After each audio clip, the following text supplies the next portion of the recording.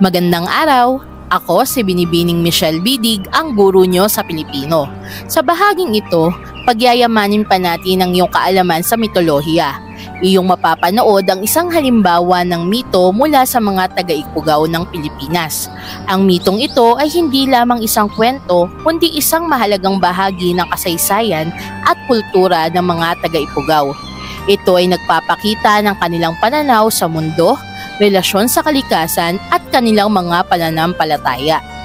Ang mga aral at simbolismo ng mito ay nagbibigay ng pundasyon para sa kanilang mga tradisyon at paniniwala.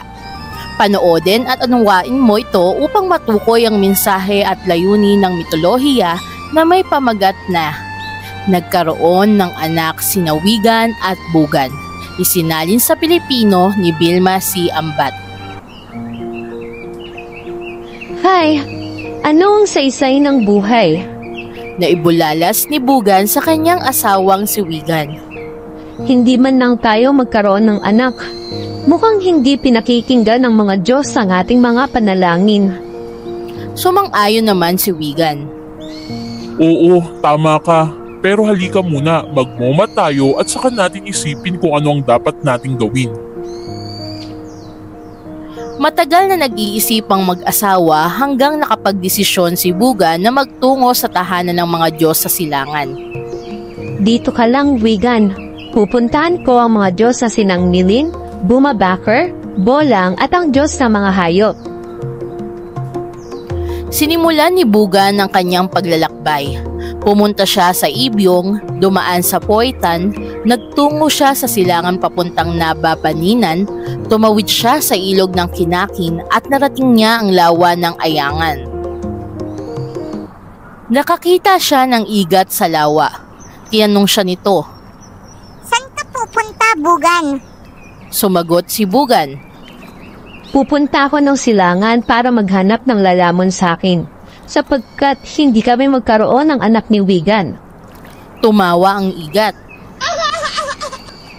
Huwag kang malungkot, Bugan. Wika nito.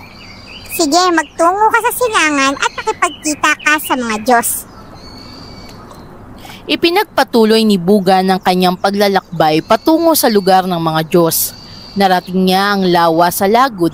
Nakita niya roon ang isang buwaya. Tao, bakit ka naririto? Pag-uusisa ng buwaya. Ako si Bugan ng Kiyangan at naghahanap ako ng lalamon sa akin. Wala kaming anak ng aking asawa. Sagot ni Bugan.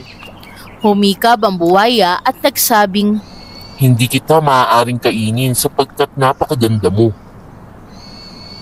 Ipinagpatuloy muli ni Bugan ang kanyang paglalakbay at nakarating sa tahanan ng kinatatakutang pating.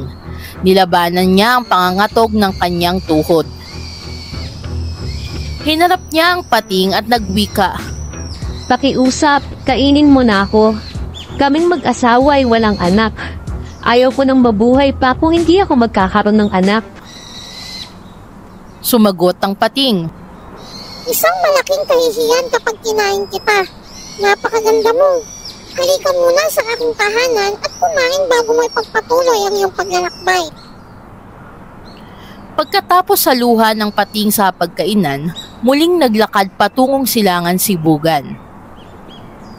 Sa wakas ay narating niya ang tahanan ng mga Diyos na Sinangnilin, Bumabaker at iba pang mga Diyos.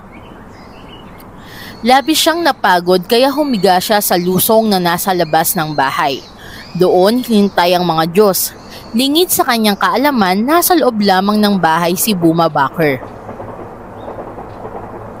May naaamoy akong tao. Sabi ni Bumabaker. Lumabas siya ng bahay upang hanapin ang pinanggagalingan ng amoy. Nakita niya ang isang magandang babae na nakaupo sa kanyang lusong. Anong ginagawa mo dito, Bugan? Tanong niya habang kinikilala ko si Bugan nga iyon. Naku, nagpunta ako rito upang mamatay, sapagkat hindi pa rin kami nagkakaroon ng anak ni Wigan pagkalipas ng ilang taon. Wika ni Bugan. Kahibangan. Wika ni Bumabaker habang tumatawa. Halika, hanapin natin si Milin at kung nasaan pa ang iba. Wika ni Bumabaker. Nalugod ang mga Diyos na makita si Bugan. Nagbigay sila ng regalong baboy, manok at kalabaw. Sasama kami sa iyo pabalik sa kilangan. Doon ka naming tuturuan ng ritual na buad upang mabiyayaan ka ng mga anak, masaganang ani at pamumuhay. Inihatid ng mga Diyos si Bugan kay Wigan. Tinuruan nila ang mag-asawa ng panalangin dapat nilang sambitin sa pagsasagawa ng ritual na buad.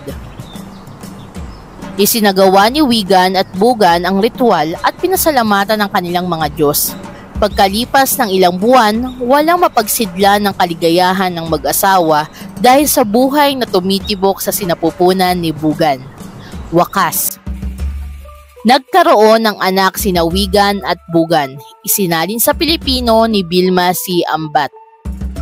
Muli ako si Binibining Che. Huwag kalimutang i-subscribe ang aking YouTube channel para sa mga susunod na aralin sa Pilipino. Paalam! Sanggunian, Pilipino, ikasampung baitang, Alternative Delivery Mode, unang markahan.